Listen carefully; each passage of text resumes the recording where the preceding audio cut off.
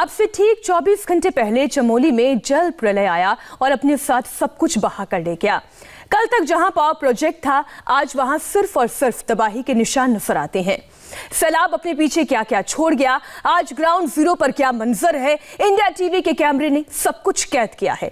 आपको तपोवन और रैणी गांव से वो सुपर एक्सक्लूसिव रिपोर्ट्स हम दिखाएंगे जिसे देखकर आपको बर्बादी की एक तस्वीर समझ आएगी। लेकिन पहले इस वक्त का बड़ा अपडेट आपके सामने रखें। चमोली ग्लेशियर तबाही में अब तक 15 शव बरामद हुए हैं। वहीं हादसे में अब तक 15 लोगों को रेस्क्यू किया गया है। जिस जगह सबसे बड़ा इंपैक्ट हुआ, उस तपोवन प्रोजेक्ट की टनल में अब तक 30 मजदूर फंसे होने की जानकारी है। डैम टूटने के बाद 150 से ज्यादा मजदूर अब तक लापता बताए जा रहे हैं, जिनकी तलाश लगातार की जा रही है। सबसे पहले आपको इंडिया टीवी संवाददाता पवन नारा की रिपोर्ट दिखाते हैं, जो टनल से लेकर उस डैम तक पहुंचे, जो लहरों के प्रचंड प्रहार के बाद कुछ ही सेकंड में सैलाब में समा गया। इस रिपोर्ट को देखकर आपको आसानी से समझ में आएगा कि कैसे चंद पलों में सब कुछ तबाह हो गया। चमोली में ऋषिगंगा नदी पर जो तस्वीरें आई वो जल प्रलय की तस्वीरें थी और सबके मन में सवाल है कि आखिर हुआ कैसे। इस सब की शुरुआत ऋषिगंगा पावर प्रोजेक्ट जहां है उसके ऊपर आप देखेंगे तो आपको बर्फ से ढके हुए पहाड़ नजर आ रहे होंगे। यहीं से ग्लेशियर टूटने के बाद इस पूरी त्रासदी की शुरुआत हुई और उसके बाद ग्लेशियर टूटने के बाद बर्फ, मलबा और पानी बेहद तेज गति से आया।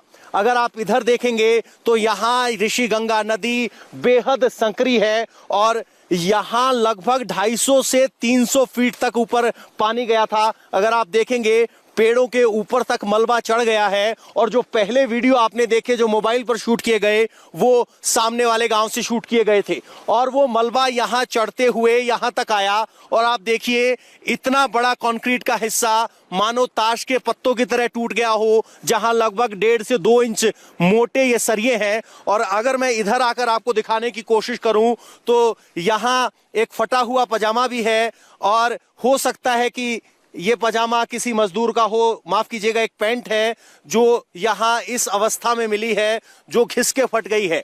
जब भी मलबा आता है तो मलबा अपने साथ पत्थर, कील, लकड़ी, टुकड़े लेकर आता है। उसका नतीजा ये होता है कि शरीर से कपड़े उतर जाते हैं या कहें कि कपड़े फट जाते हैं।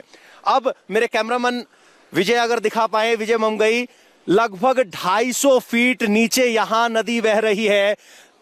अमूमन स्तर नदी के पानी का यही होता है, लेकिन अब ये स्तर बढ़कर जब सोचिए सैलाब आया तो ये जल स्तर कितना बढ़ गया और ये स्तर ऊपर अगर मेरे कैमरामैन पैन करे तो लगभग 250 से 300 मीटर ऊपर वो सड़क है, वहां तक ये मलबा गया था। नीचे से एक सड़क गुजरती थी, वो सड़क अब गायब हो चुकी है।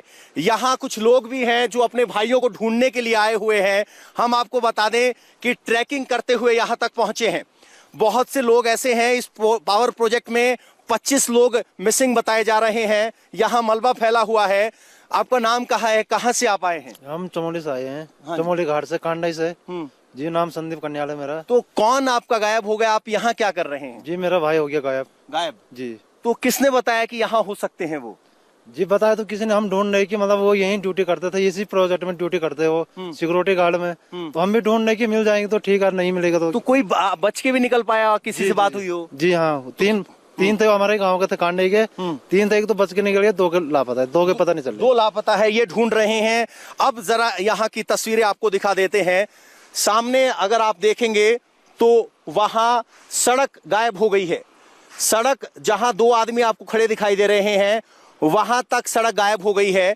मलबा बहते हुए यहां तक जा रहा था और सामने आप गांव देख रहे हैं वो रैणी गांव है। उस गांव समेत 7-8 गांवों का संपर्क टूट गया है। संपर्क के लिए जो पुल था, बड़ा पुल था, विशाल पुल था, उसका नामो निशान मिट गया है। सोचिए कि कंक्रीट का पुल ताश के पत्तों की तरह गिर जाए तो क्या स्थिति बनती होगी। हम आपको बता दें, वो जो आप घर देख पा रहे हैं वो घर रैणी गांव है। उसके नीचे जो सड़क आ रही है ये सड़क आती थी और अब आपके स्क्रीन पर जो आप देख रहे हैं ये कंक्रीट का ब्लॉक, यहां पुल था, लेकिन अब वो पुल गायब हो चुका है। और यहां की स्थिति ये है कि जब मलबा आया तो इतनी तेज गति, वेग और आवाज के साथ आया कि लोगों को लगा कि कोई धमाके की आवाज है, और उसके बाद लगातार यहां आया। लोगों को संभलने का मौका नहीं मिला। आप अंदाजा लगाइए, इस नदी के स्तर से थोड़ा करीब यहां सड़क गुजरती है, और अगर किसी को पता चले कि यहां मलबा आ रहा है तो क्या कोई आदमी 250 फीट ऊपर चढ़ पाएगा? और शायद यही वजह है कि बहुत से लोगों को यहां से भागने का मौका ही नहीं मिला। हम आपको बता दें कि हम भी यहां खुद ट्रैकिंग करके पहुंचे हैं, और यहां आप आगे जाएंगे तो तबाही का मंजर है। मेरे अपने कैमरामैन विजय से कहूंगा कि एक बार आगे आए। यहां ये एक approach road hydel power project, जो ऋषि हाइड्रो प्रोजेक्ट है, ऋषि गंगा हाइड्रो प्रोजेक्ट, उसके लिए बनाया गया था, वो कच्चा रास्ता है। यहाँ सब मलबा है, और ये मलबा इस ऊंचाई पर पहुंचा है, आप अंदाजा लगा सकते हैं कि कितना विनाशकारी था। जिस वक्त ये मलबा आया, यहां पर जल स्तर, या कहें कि मलबे के साथ का स्तर 250 से 300 मीटर था। अब जरा हम आपको आगे चलते हैं। ये जो रास्ता आप देख रहे हैं, ये कोई सड़क नहीं है, पक्का रास्ता नहीं है, ये हाइड्रो प्रोजेक्ट के लिए बनाया गया रास्ता है। अब स्थिति ये समझिए कि जब यहां ये प्रलय आई तो किस तरह की स्थिति रही होगी। अब आपको दिखाते हैं कि वेग कितना ज्यादा था और पानी का स्तर कितना ऊपर तक जा रहा था।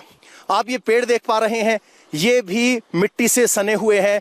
यहां तक ये मलबा ऊपर आया। सामने आप देखेंगे तो आपको हाइड्रो प्रोजेक्ट की टनल दिखाई देगी।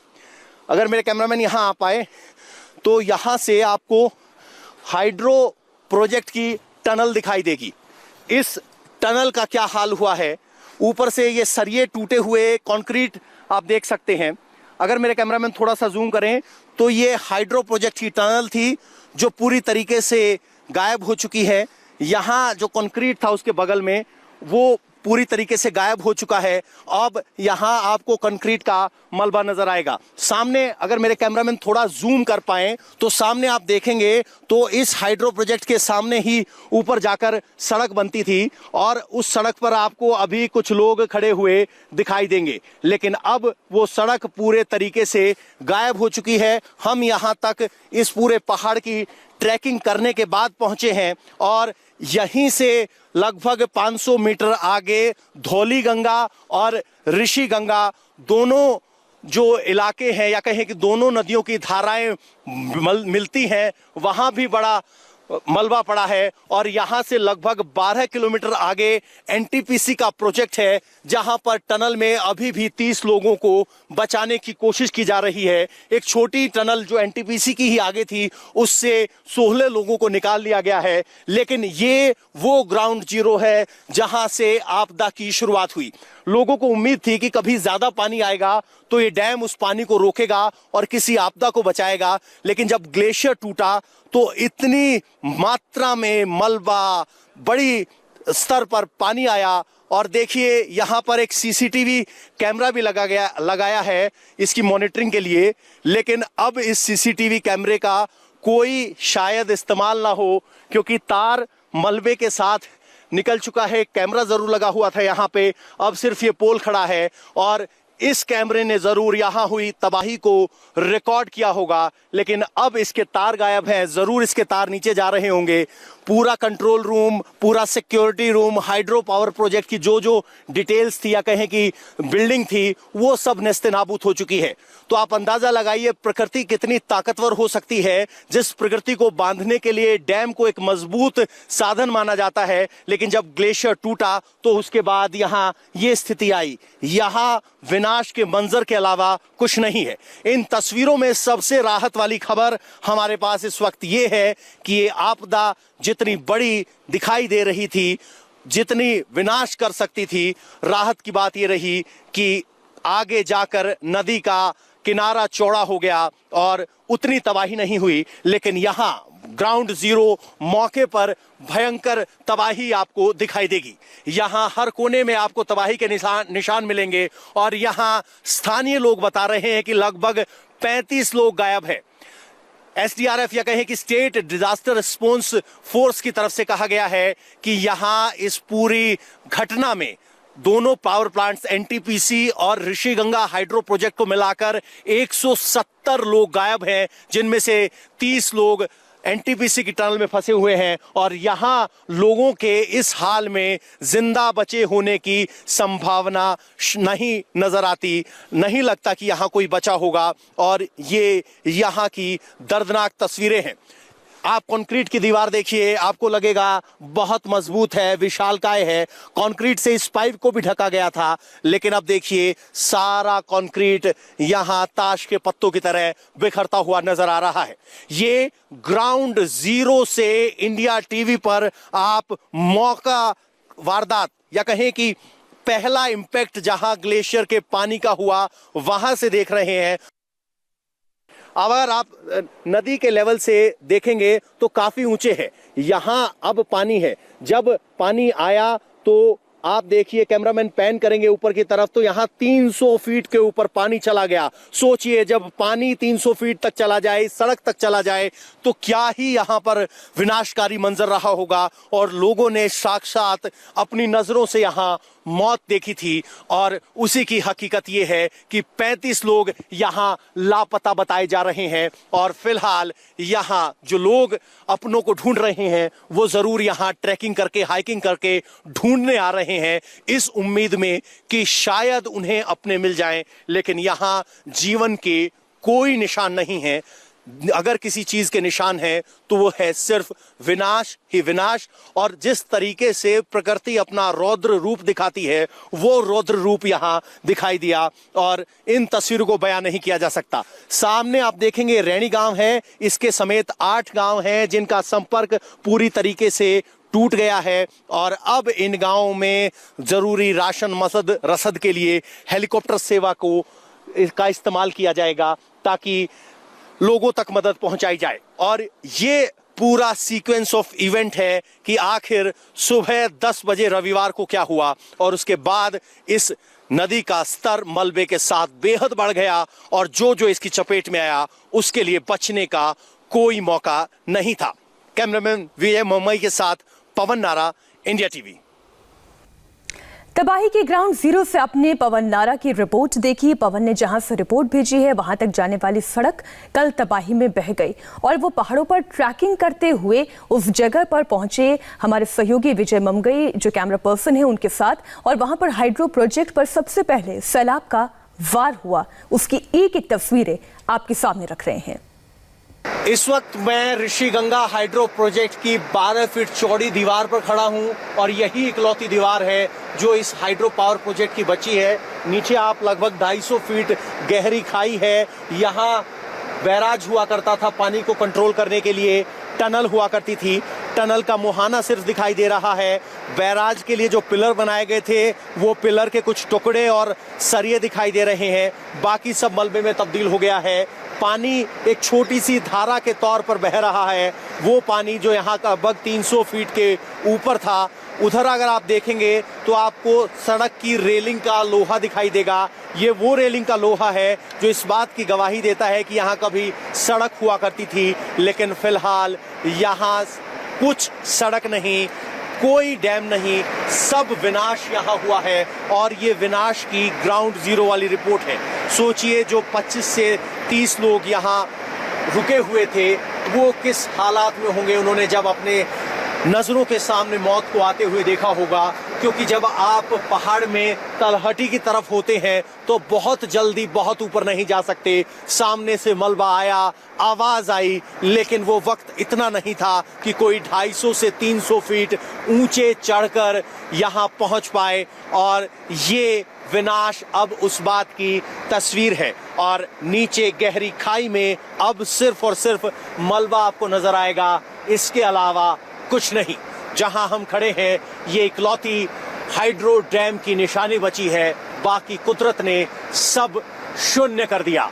और यहाँ बहुत से लोग अपने परिवार वालों को, रिश्तेदारों को ढूंढने के लिए आ रहे हैं, लेकिन जो हालात जमीन पर है उसके बाद ये उम्मीद करना कि कोई जिंदा बचा होगा वो कहीं चमत्कार से कम नहीं है। और ये यहाँ ग्राउंड जीरो पर विनाश की सच्ची तस्वीर है। कैमरामैन विजय मंगमई के साथ पवन नारा, इंडिया टीवी। आपने ऋषिगंगा प्रोजेक्ट से पवन नारा की रिपोर्ट देखी। सैलाब ने तपोवन प्रोजेक्ट पर सबसे बड़ा प्रहार किया। तबाही के ग्राउंड जीरो से आपको उनकी एक और एक्सक्लूसिव रिपोर्ट दिखाते हैं। इस वक्त हम एनटीपीसी के तपोवन डैम पर मौजूद हैं, जहां कल ये त्रासदी हुई तो भयंकर तबाही हुई और तस्वीरें अपने आप में बताने के लिए काफी है। ये वो डैम का हिस्सा है जो पूरी तरीके से टूट चुका है। डैम के आधे हिस्से में गेट बना दिए गए थे। 4 गेट में से 3 गेट अभी बंद हैं, लेकिन एक गेट टूट गया है। उस गेट के टूटने के बाद भी पानी का वेग या मात्रा इतनी ज्यादा थी कि नहीं रुक पाया। उसके बगल में पानी ने अपना अलग रास्ता बनाया और डैम का जो कंस्ट्रक्टेड एरिया है उसके अलावा बाद में जो इलाका छोड़ा गया था डैम को एक्सपेंड करने के लिए, वहां ये पानी बढ़ते हुए आया और डैम की दीवारों पर इस मलबे का क्या असर हुआ है उसका अंदाजा आप इस बात से लगा सकते हैं कि ये सरिये सारे जो कि डैम की दीवारें बनाने के लिए एक कंक्रीट के ब्लॉक्स तैयार किए गए थे, वहां सरिये निकले हुए दिखाई देंगे। और इधर आप देखेंगे तो यहाँ मलबा भरा हुआ है और जल स्तर आप देखेंगे तो लगभग 36 फीट तक जल स्तर यहाँ पूरे तरीके से बढ़ गया था।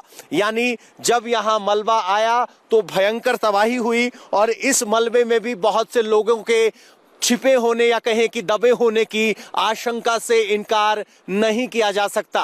यहाँ 7 से 8 शव बरामद किए जा चुके हैं, लेकिन बाकी शवों को ढूंढने का और बाकी लोगों को ढूंढने का काम भी जारी है। यहाँ दलदल वाली जो स्थिति है इसमें आप देखेंगे इस तरह की जब फ्लैश फ्लड आती है तो ग्लेशियर के पानी के साथ यहाँ मलबा आता है और ये मलबा भयंकर तबाही मचाता है और ये इतना ताकतवर होता है कि सामने आने वाले कंक्रीट को भी पूरे तरीके से नेस्तनाबूद कर देता है। आपको बता दें कि ये प्रोजेक्ट जहां है वहां अचानक से चौड़ाई बढ़ने की वजह से यहाँ स्थिति ऐसी रही कि पानी बड़े इलाके में फैल गया, इसीलिए 12 से 13 मीटर ही ज्यादा बढ़ पाया।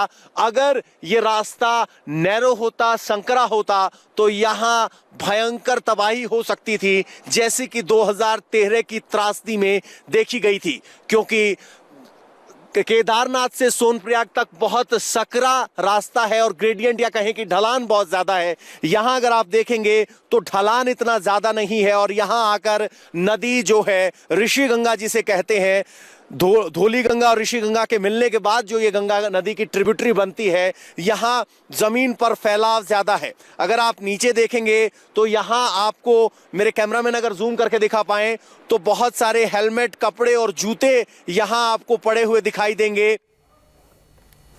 फिलहाल रुक रही छोटे से ब्रेक के लिए और ब्रेक के बाद आपको तपोवन टनल के